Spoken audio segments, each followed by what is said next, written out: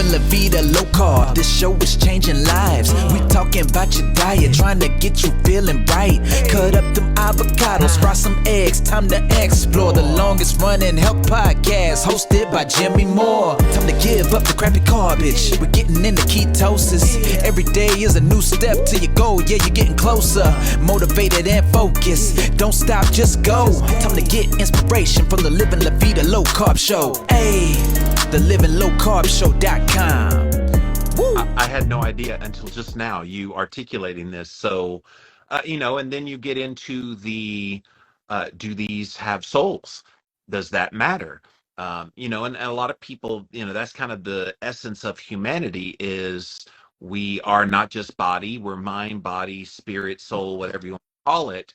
And so, yeah, we're definitely playing God, and that's a slippery slope that I don't know how you come back from once you open that Pandora's box. Yes, correct. Yeah, and it's so much. I just gave you the tip of the iceberg of where we are in science. Watch her videos, guys.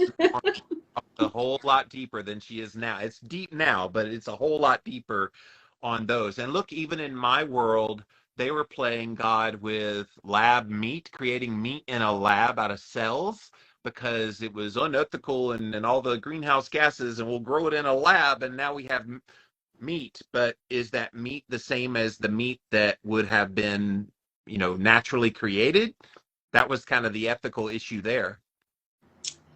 I think even more than that, I'm going to tell you about alpha-gal. So should we do the whole alpha-gal thing, guys? Everybody remembers Martha Stewart went to jail over selling her stock in some company, right? Everybody who knows who Martha Stewart is know that she had to spend some time in jail because she got an insider stock tip and got in trouble. Okay. The company that she got the tip about was a company called Imclone, IMCLONE. And that company was testing a monoclonal antibody for rectal cancer or colon cancer. And they discovered that in the Southwest, there were people who were getting an anaphylactic reaction after they infused them with this antibody. And they realized that it was because those people were getting,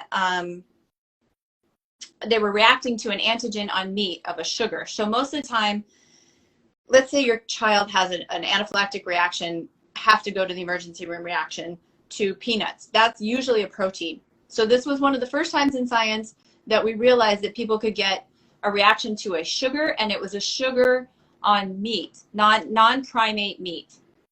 And they figured, because they were finding it in people from the Southwest, that it was coming from a previous tick bite. So they had previously had a tick bite. The tick had bitten a cow. Then it bit the person. The person's immune system was turbocharged to make antibodies against this sugar on the meat.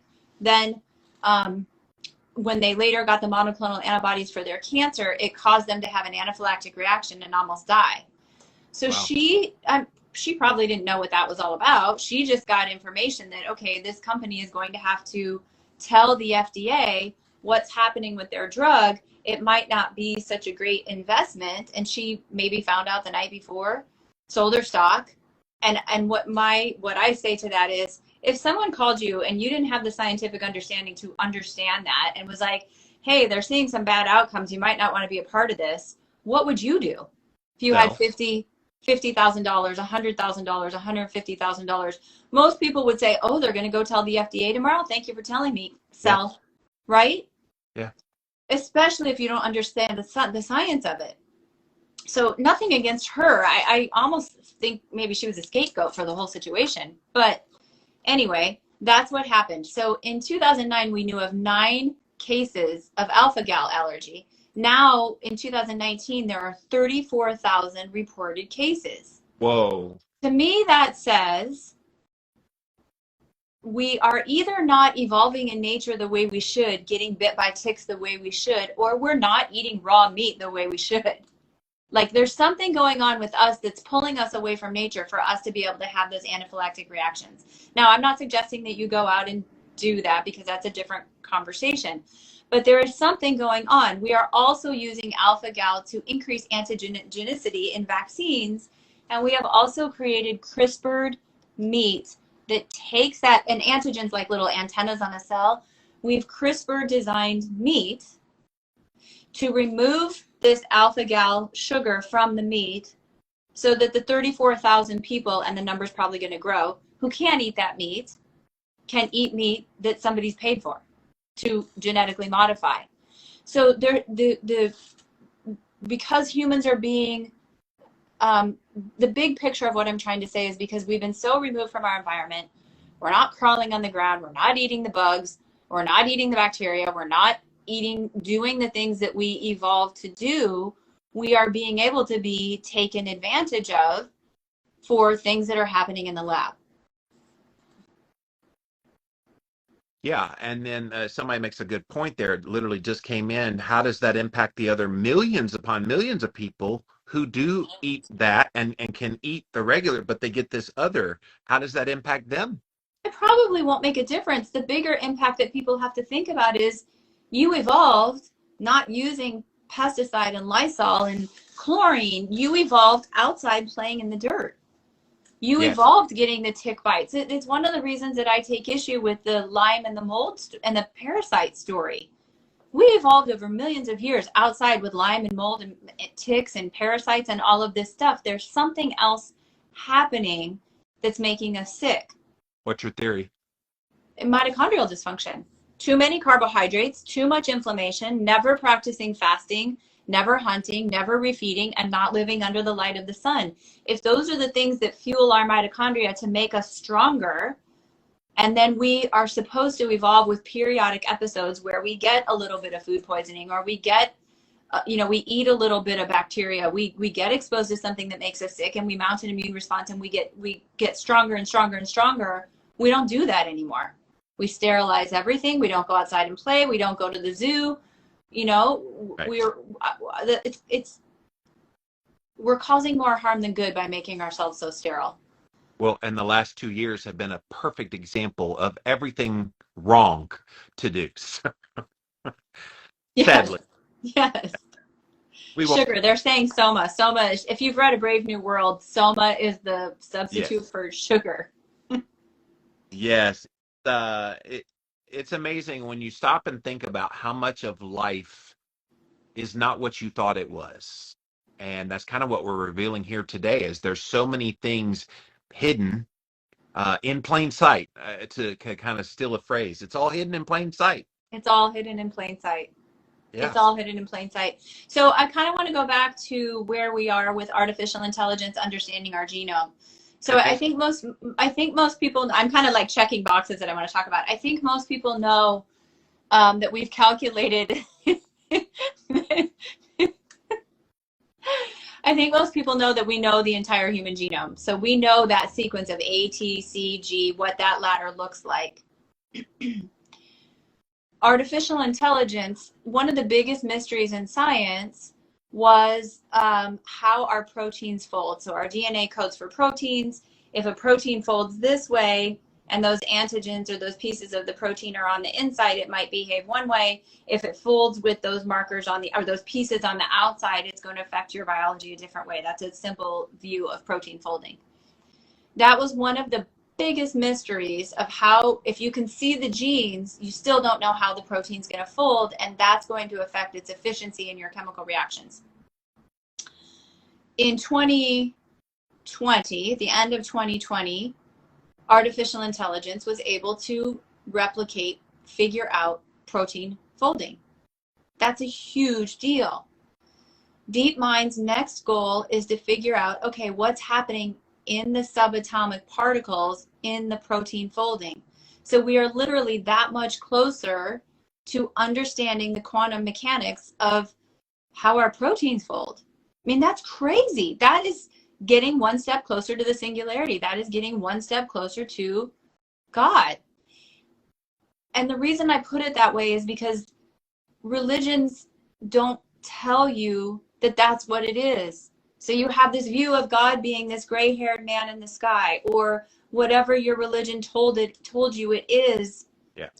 And yet the scientists are over here playing with fire. And all roads lead to the same place. Psst, come here. I got to tell you about this kit.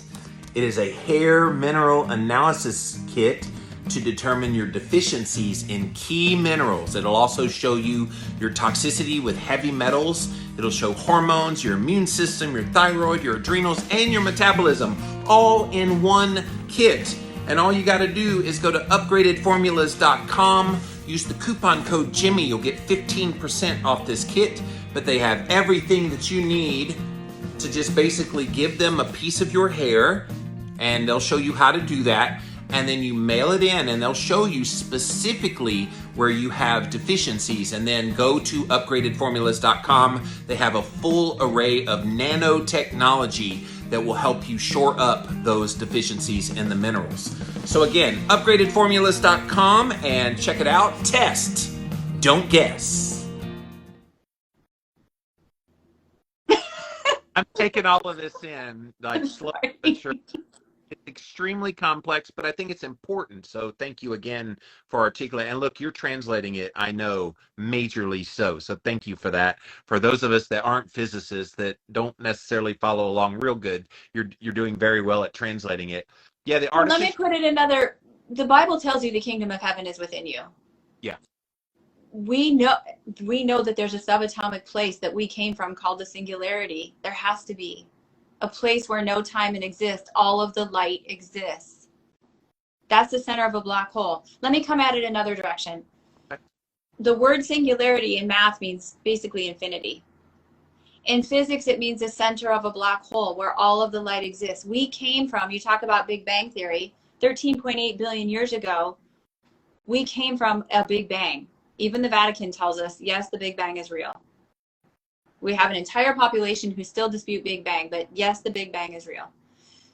We can look into the sky at something called the cosmic microwave background, which is as far back as we can see. It's 380,000 years after the Big Bang. We can look today, you can Google cosmic microwave background. I call it the cotton candy layer. So between time zero, which is really hard to define a Big Bang time zero, and that cotton candy layer, everything was a hot soup of quantum. It was like a big hot soup of energy. And at about 380,000 years into this eon of this universe, this multiverse that we live in, the atoms formed and the photons or rays of light were able to shine through. Now you can equate that to a lot of what's said in Genesis. And we can see it. It's called the cosmic microwave background. We can see it. What the James Webb and other telescopes are going to try to study is what happened between time zero, and it's hard to define time zero, and that cotton candy, it looks blue and red and green when you look at pictures of it. What happened in that? They're trying to understand what happened in the first few seconds to years of our universe. We're backdooring it at CERN. So at CERN, we're taking one proton and trying to see, okay, when you open that door at time zero, what do we see? What do we know we see? Light, pure, blinding, white light. That's what it is. The Bible calls that God, right? So I'm just trying to get people to clean their brains enough to recognize patterns to say, holy shit, it's the same thing. Yeah. What's ironic is the very people that you think would be in favor of understanding all this, religious people, people of faith that believe in the Bible, money, money, money. Is that what the sign is? That there's too much money involved, keeping it hidden from people? Why would I tell you that? Why would I want you to know that? When I can give you sugar and dumb you down and you'll never understand what the fuck I'm talking about. Pardon my French, but literally, why would I want you to know that if I can keep hacking into your phone and telling you to go shopping or whatever you want to buy, keep putting it into your phone so you get distracted and go buy, and then have a bunch of donuts tonight, you're never going to understand what I'm saying while I can just keep going with it. Or talk about Will Smith slapping Chris Rock. That's all we've heard about for days on end as of the recording of this. And it's like, what's happening when we're being distracted? So yeah, exactly. Wow. And the whole AI thing is really, I remember when it first came on the scene, and there was a lot of like pushback. Oh my gosh, we're playing God, kind of the same thing that we were talking about earlier. And well, what does this mean? And down the road, the robots are going to take over, and there's been movies about it. Like, is that like legit, or do we have nothing to worry about? It's our evolution. It's where we're headed. We've already, so the third, I didn't get to the third definition of a singularity, but the third definition of a singularity is the point in time when humanity merges with artificial intelligence. So we've got infinity, the center of a black hole. Who's going to find the center of the black hole? If in the center of the black hole, all of the information that makes up a universe exists, and that's what it is in physics. Every qubit or quantum bit of information. So you take binary code on your computer and you extrapolate that to qubits of information. And I don't want to go too much into the explanation of that, but that's like tons of information exists in that singularity. Who's going to find it? Artificial intelligence. My brain can't wrap my head around it. Your brain can't wrap your head around it. They're using, another way to say that is when I call them the boys with their toys, are slamming their Hot Wheels together. They have to use artificial intelligence and quantum computing to figure out what's going on when those two protons collide. So artificial intelligence is going to find that information. It's learning from us. And right now you can argue that it has a sentient level of a 2-year-old, a 2-month-old. It can read at the level of a 15-year-old, probably higher now because it's happening so fast. But when I say artificial intelligence can read books at the level of a 15-year-old, it's not your 15-year-old. It is all 15-year-olds because it has access to every book on Amazon, right? It has access to everything. So here's a point. If we come from a microscopic black hole being created by the quantum entanglement of a sperm and an egg, what do you want artificial intelligence to read? Do you want it to read Genesis from the Bible that says women caused us to fall from the Garden of Eden? Or do you want artificial intelligence to read, there's quantum gravity going on there, 2 subatomic particles are entangling, and that's how the first few digits or code of the zygote gets its soul from heaven, the ether, the stillness, the absolute. The military calls it one thing, Walter Russell called it something else, Tesla called it something else. It's the same damn place. Let's just get out of our own way. You're looking for it with M theory. We know it's there. What do you want AI to believe? Right? Yes. Which is why I want the money to go to Children of the Night, and which is why we wanted the book to be free so that nobody has to pay to read it. But if you have $5 in your pocket, give a donation. Yes. So again, there's the book, Your Spark is Light. Go check it out, you guys, on Amazon. Or as she mentioned, you can get it for free in PDF form at Courtney Hunt, MD. I would highly recommend you all go download that. And yes, we are fundraising for Children of the Night, Inc. So if you're here live, there's a little link down at the bottom. 15 donation. Let's get a few more before we get off of this call here today. But those of you listening outside of the live, of the nightinc.org is how you can participate.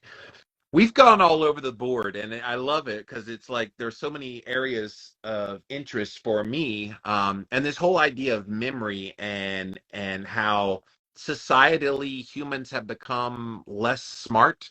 That's the kind way to put it as we've gotten older. So maybe AI could be the rebirth of human intelligence and memory and all of this getting enhanced. Or it could flip in the other direction, kind of like once people got access to a smartphone, they stopped being smart because the phone was smart for them.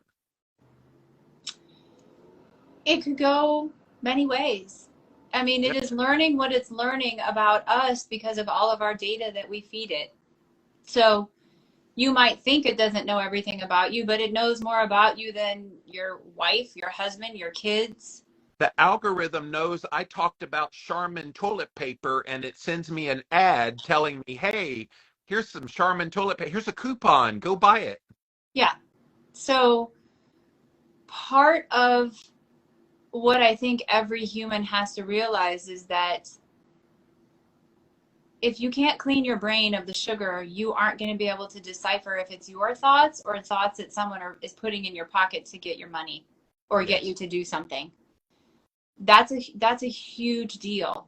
If your brain's not clean and you're not focused on creating your reality, because in the simulation we live in, we create our reality. And some people have never been told that, and I'm really sad for some people who've never been told that. But once you realize that when you're healthy, you have more energy and everything is just a field of information, and scientifically, if you can see what you want in the future and you beeline for it, you're going to make it happen. But there's distractions. Yeah. Right? And so those distractions used to be without the phone, whatever was a distraction in your environment. But now people can manipulate what you see to distract you from what you're beelining for. I think even if you're sick and didn't understand everything that I just said about CRISPR and the singularity and all of that, realizing that the cleaner you make your brain, the closer you are to God, whatever your view of God is. But you're not going to get distracted by the phone telling you, my phone tells me, hey, Lululemon is open across the street. You want to go there? Like, literally. Do you want to go buy yoga clothes? No, thank you. It's just, the cleaner you are, the more you recognize that that's not for me today. And I can tell you one of the things that I've done to help clean my brain is I cut off all television like 2.5 years ago. I was like, it's not serving me any good purpose. I'll occasionally throw it on just for a little like football or something, but that's it. Like it's very rare that I turn on a television anymore. And I have found such peace. I've found even my memory and brain health has enhanced, along with eating a good diet, ice baths, all the things that I do in my biohacking that I do. But it's been a game. Well, you and I were messaging about this morning. You said your body anticipates cold plunge. It does. I've taken so much full flush niacin. Yeah. That I can think about taking full flush niacin and have a hot flash. So there is a placebo effect. And the reason I thought of that is if you're sitting on the phone all night or on the television all night watching ads for pharmaceuticals that tell you that you have an autoimmune disease like ulcerative colitis or Crohn's or diabetes or whatever, and you need that drug, that's very powerful. Yes. Your cells will start to tell you, hey, maybe I do have that, and maybe I do need that drug. And then they make shit up like restless leg syndrome, and people go, oh, yeah, my leg does that. Oh, yeah, I need that drug. Psychology is an interesting thing. Yes, and marketing is very closely tied to the psychology of all of it. Yeah. If they can make a buck off, they convinced tens of millions of people that they had a statin drug deficiency known as high cholesterol.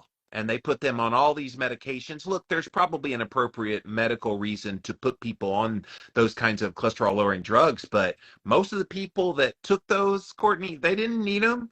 They didn't have a health problem. They had a on-paper perception of health problem that was never a health problem to begin with. And then they got muscle fatigue, pain. Yeah. They lost their memory.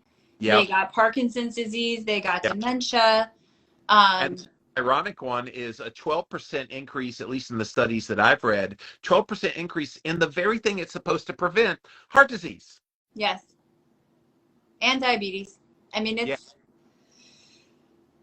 But most of the population, when I tell people, we'll go back to ketosis, this is my frustration in my practice. When I say to people who aren't familiar with who I am on Instagram and they just come to see me as a patient, and I say, you have hip pain, you have joint pain, you have back pain, you can't even remember what you had for dinner last night. And I don't say it that confrontational because when someone's really foggy, they get upset. But I could show you a way to have all of that gone in 2 or 3 months.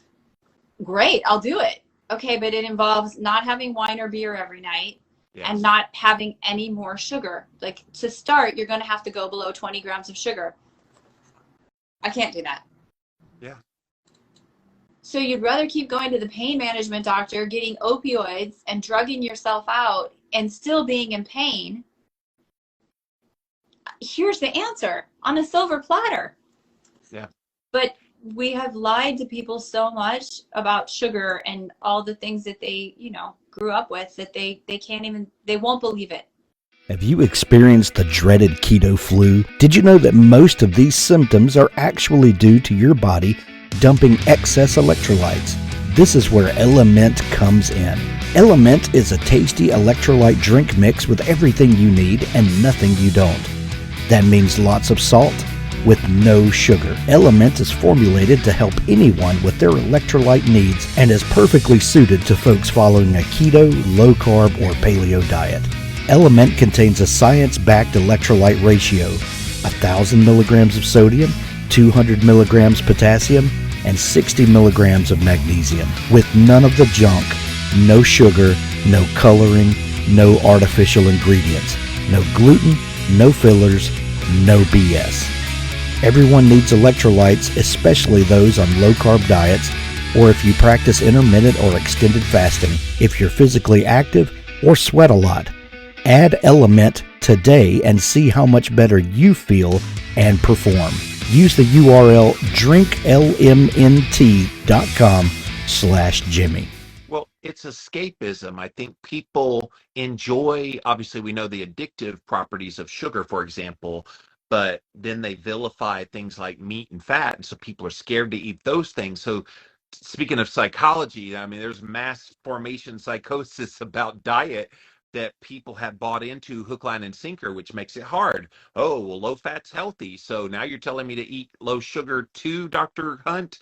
What? Like that? And then they get hungry because they do both low fat and low sugar, and they're just like, this ain't gonna work. And you're No. not at it all.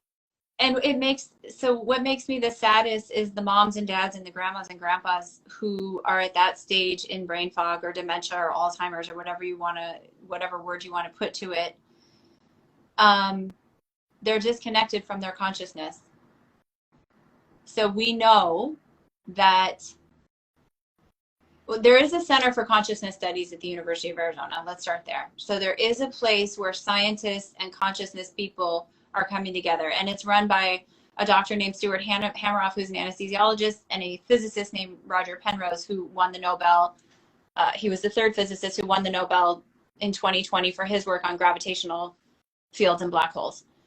So those two guys, a doctor and a Nobel-winning physicist, have come together to create a center for the study of consciousness. Their theory is that we didn't get into entangled particles and coherence, but their theory is that the coherence, in order for us to be plugged into the field, to be plugged into, you can call it Christ consciousness, you can call it the field of electromagnetic radiation, but we have enough knowledge to know that your consciousness is out there. I'm pointing the wrong direction, but your consciousness is a field of information. Yeah. The leading theory that we have for consciousness is that it's collapsed in your neurons. Your neurons have skeletons, they're called cytoskeletons, and that the wave function that I was talking about when we were talking about delta wave sleep collapses. It's called the OR theory of consciousness. It's in the book if you want to read about it. If grandma and grandpa or mom and dad have had so much sugar, those microtubules that are allowing them to connect, to plug into their light, their consciousness, their qubits, their memories, is broken. It's clogged up like a dirty pipe. And to be able to I'm seeing women with signs of dementia as young as 50. To be able to get them to recreate a pattern just of breakfast, when your whole life, your breakfast has been a banana, an oatmeal, a carb. Once you're that foggy, you're not going to be able to understand that the way to plug back into your consciousness or your sequence of memories, basically, is to get rid of the donut. They can't. And so for those of us who are living with those people, your decision is going to be eventually put them in a nursing home where someone else can handle them, or you're going to have to live your life for that person. You are going to have to be by their side 24/7. Here's the meat, here's the cheese, here's the eggs. No, don't have that. You're going to live in my house. We're going to get it all out of the house. You're going to go for the walk at sunrise. We're going to reconstruct your breakfast until you've memorized that pattern, and then you can move on to lunch. not many people with dementia in their family have the wherewithal to do that to save their family member's life.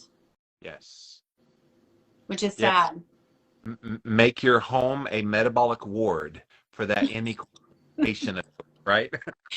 Somebody yesterday said, I wish we had an inpatient facility for this. And I actually talked to some people who were clients of mine who do have rehab facilities. And I said, if somebody could make an inpatient facility, like a rehab facility, but a rehab facility for people with the beginning stages of dementia where they just can't have sugar. And if they, people with good dementia, they get angry when they can't have their pattern. They Yes. get really mad. Your mom can be, or your dad can be so mean when they want their bagel and they can't have it. And it's not them talking, it's their disconnection from their light talking. Yeah. But if somebody was smart enough to come up with a ketogenic autophagy fasting medical ward, rather than these ivory towers of dementia facilities that we're building, where we're feeding them a monoclonal antibody that costs $50,000 a year to the taxpayers and does jack shit, to be honest. Yeah. And we're feeding them sugar all day long. They're just money in the pocket of the pharmaceutical industry. Yes, and it's unfortunate. Even some of the leading neurologists in the world. I remember having Dr. David Perlmutter on many years ago on my podcast, and he talked about dementia, that once it's progressed to a certain point, there's a point of no return at that point. But then I've interviewed other people like Dr. Mary Newport, whose husband had full-blown Alzheimer's, early onset Alzheimer's, and she was able to reverse it with ketosis. And so, you can reverse it. You can reverse it. Yeah. It's just how dedicated you are to that person. And it's not going to be a pretty road because that person will be not nice. Right. They can't be nice. They won't have it in them. But yes, you can reverse it. I remember Dr. Newport talking about her. He since passed away 8 years later, but he was supposed to die a lot sooner than he did. And that, yes, he pushed back on it when she started putting MCT oil into his oatmeal. And then she came on my show and I said, well, cut out the oatmeal and give him bacon and eggs. And if you want to put MCT in his coffee or something, she's like, ooh, good idea. And he saw exponential improvement after that. Right. Yeah. And I think